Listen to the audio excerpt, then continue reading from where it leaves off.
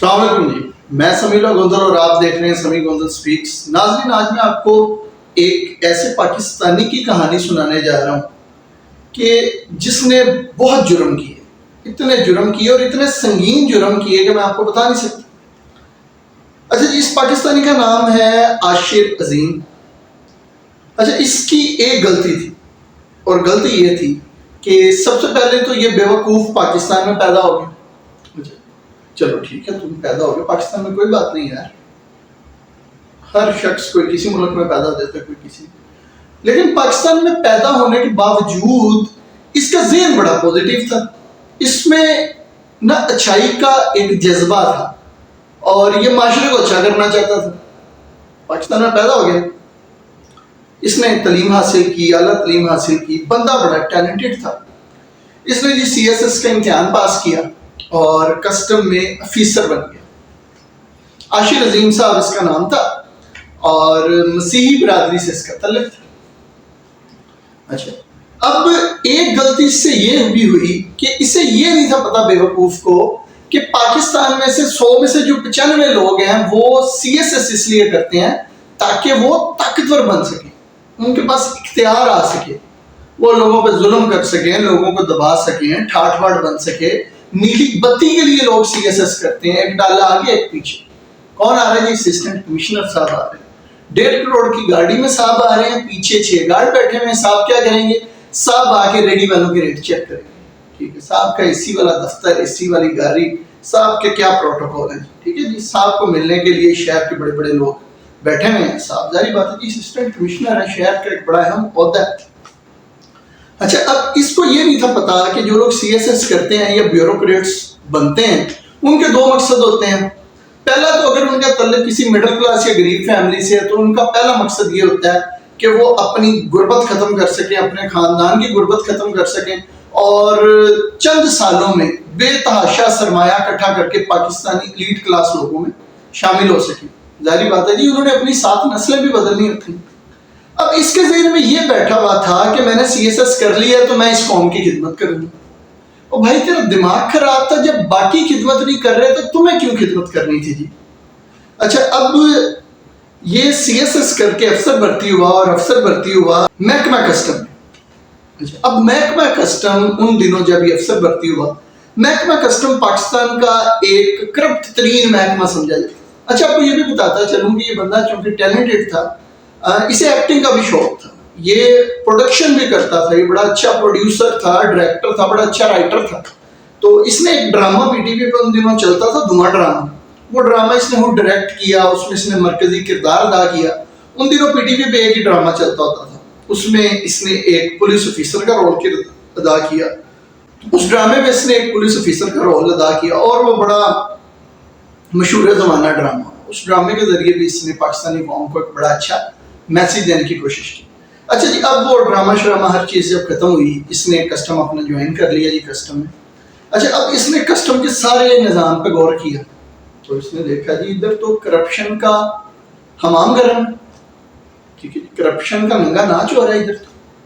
اچھا، اس نے دیکھا کہ ہر جگہ پہ کرپشن ہی کرپشن ہے اور اس کرپشن کی وجہ سے جو کسٹم کے افیسر ہیں وہ چند سالوں میں لاکھوں کروڑوں روپے کے گبن کر لیتے ہیں اور کروڑوں پتی اور اربوں پتی ہوتے ہیں۔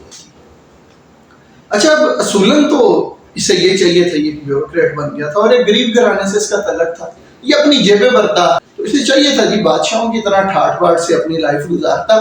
گورنمنٹ نے جو مراد دی ہوئی تھی وہ تو چلو دی ہی ہوئی تھی، اس کے علاوہ اربوں کروڑوں اکٹھے کرتا۔ آخر اس کے گھر میں بھی چھوٹے چھوٹے بچے تھے، ان کے فیوچر کے بارے میں سوچتا، لیکن اس نے نہیں سوچا۔ پاکستانی عوام کے بارے میں نا اس کے دل میں بڑی ایک ہمدردی پیدا ہونی شروع ہوئی۔ اس نے کہا جی میں کسٹم میں سے کرپشن ختم کروں گا۔ بندہ چونکہ ذہین تھا، بندہ ٹیلنٹڈ تھا، اس نے ایک منصوبہ بنایا، ایک پلان بنایا۔ اب اس کو یہ سمجھ آ گئی کہ اگر میں اس پلان کو ایگزیکیوٹ کروں تو کسٹم کے پورے محکمے میں سے کرپشن ختم ہو سکتی ہے۔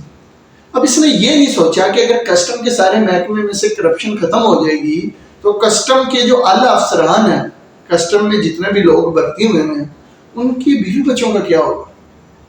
سر کس طرح وہ لاکھ 1.5 لاکھ کی تنخواہوں میں، گورنمنٹ کی دی ہوئی مراعات میں، سرکاری گھروں میں بیچارے کیسے گزارا کریں گے؟ جب تک رشوت کے کروڑوں روپے ان کے گھروں میں نہیں جائیں گے ان کے بچے تو بیچارے بھوکے مر جائیں گے۔ لیکن اس نے کسی اعلیٰ افسر کے بارے میں نہیں سوچا کہ اگر کرپشن رک جائے گی اس کا کیا ہوگا. اس کے ذہن میں صرف ایک ہی کیڑا سوار تھا اور وہ یہ تھا کہ میں نے پاکستانی قوم کے لیے کچھ کرنا, میں نے اپنی قوم کی خدمت کرنی. اب یہ کسٹم کے کچھ اعلیٰ عہدیداروں سے ملا, ڈائریکٹر سے ملا, کچھ اور لوگوں سے ملا. اس نے انہیں بتایا سر میرے پاس یہ پلان ہے, اگر میں اس پلان پہ عمل کروں تو کسٹم میں سے کرپشن ختم ہو سکتی. لو جی, انہوں نے اس کو اجازت دے دی.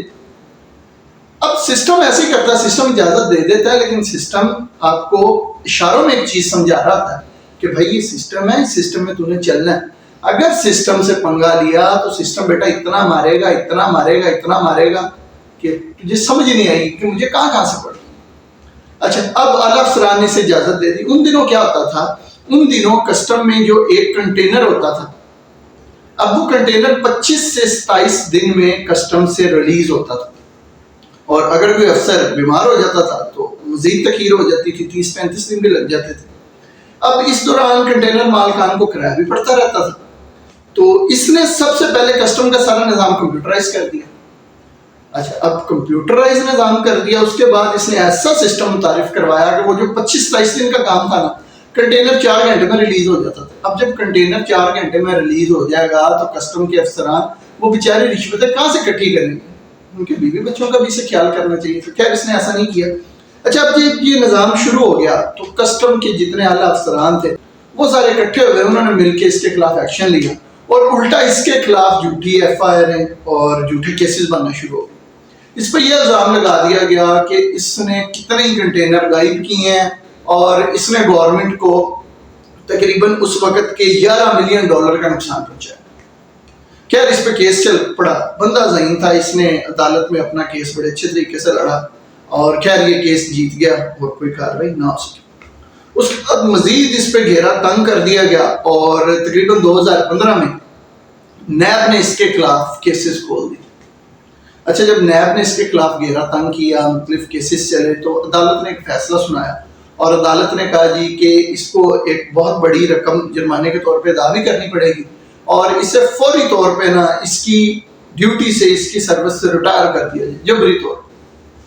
خیر اسے ریٹائر کر دیا گیا, عدالت نے حکم صادر کر دیا. خیر اس نے پھر بھی ہمت نہیں آئی, اس نے اپنا کیس لڑا اور اپنے آپ کو بے گناہ ثابت کیا. اس کے بعد اس نے واپس جوائن کر لی ڈیوٹی. اب جو کچھ اس کے ساتھ ہو چکا تھا, کسٹم افسران اور لالا عہدیداران یہ سمجھ رہے تھے کہ اب یہ ملک چھوڑے گا اور یہاں سے شوٹر ہو جائے گا, بھاگ جائے گا, دھڑکی لگا جائے گا. اچھا, اب یہ بھاگا نہیں, لیکن ایک ہفتہ گزرا تو اس کے دل میں اللہ جانے کیا خیال پیدا ہوا, کیا نہیں, قوم کی بے حسی. اور جب اس نے سارے سسٹم سے جب اس نے تھپڑ کھا لیے نا بیچارے, تو اس نے خود جا کے اپنا استعفیٰ دیا, اور استعفیٰ دیتے ہوئے اس نے ایک بات کی. اس نے کہا جی میں یہ ملک زرداری, نواز شریف, فلاں فلاں حکمرانوں کی وجہ سے نہیں چھوڑ رہا, یا میں یہ ملک اس کرپٹ سسٹم کی وجہ سے نہیں چھوڑ رہا, میں یہ ملک چھوڑ رہا ہوں اس کی عوام کی وجہ سے. عوام کے ساتھ جو مرضی ظلم کیا جائے, اس پاکستانی عوام کے ساتھ جو مرضی کرتے رہو, یہ عوام اپنے حق کے لیے آواز نہیں اٹھاتی. اور اس عوام پہ, اس قوم پہ جو بندہ احسان کرنا چاہ رہا ہوتا ہے, اس کے لیے کچھ بہتر کرنا چاہ رہا ہوتا ہے, اس بندے کے ساتھ جو مرضی ہو جائے, یہ عوام کبھی بھی آواز نہیں اٹھاتی. اور یہ بندہ چلا گیا کینیڈا. اب آج کل یہ کیا کر رہا ہے, آج کل بیچارہ کینیڈا میں ٹرک ڈرائیور ہے, اور وہاں پہ اپنی فیملی کو پال رہا ہے. اچھا, ریٹائر ہونے کے بعد یا کینیڈا جانے سے پہلے اس نے کیا کیا, اس نے مالک نام کی ایک فلم بھی بنائی تھی. اچھا, اب اس نے اس فلم کے ذریعے بھی کوشش کی تھی کہ پاکستانی سیاستدانوں کی جو کرپشن ہے اسے بے نقاب کر سکے. پتہ سب کو ہے کہ یہ لوگ کرپٹ ہیں, لیکن بولتا کوئی نہیں, آواز کوئی نہیں اٹھاتا. ہم سب کہتے ہیں جی ایسے سسٹم چل رہا ہے, چلنے دو. اب مالک فلم کے ساتھ کیا کیا کہ مالک فلم کو بھی چلنے نہیں دیا گیا, اور بہت جلدی اس پہ بین لگا دیا گیا. خیر آج کل راشد عظیم صاحب کینیڈا میں, اور وہاں پہ اپنی فیملی کے ساتھ رہائش ہوئی ہے. تو اس کہانی سے آپ کو یہ سبق ملتا ہے کہ سر پاکستانی قوم کے لیے اگر آپ کوئی نیکی کریں گے, اگر آپ اس قوم کی خدمت کرنا چاہیں گے, تو سر آپ کا وہ اشر ہوگا, آپ یاد رکھیں گے. لہٰذا جب تک اس قوم کا ضمیر نہیں جاگتا, مہربانی کریں اس قوم کی خدمت کرنے سے گریز کریں, اور اپنے بیوی بچوں کو. آپ سے ملاقات ہوگی اگلی ویڈیو میں. اپنا بہت خیال رکھیے گا.